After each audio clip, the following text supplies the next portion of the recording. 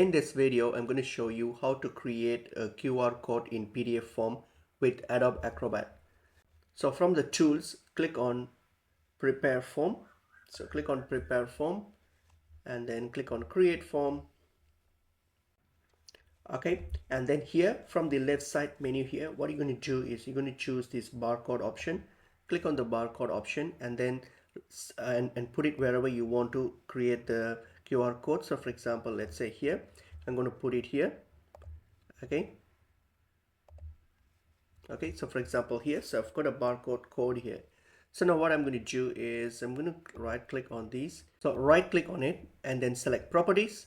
From the properties, go to the options tab here and then click on this symbology, click on the drop down list, and from there select QR code. Okay, select a QR code, and once you're done with that, select QR code, and then once done, click on close. So now you have a QR code here. Okay, so a QR code has now been set up. You can now resize it and then like reposition if you want to, and that's how you create the QR code.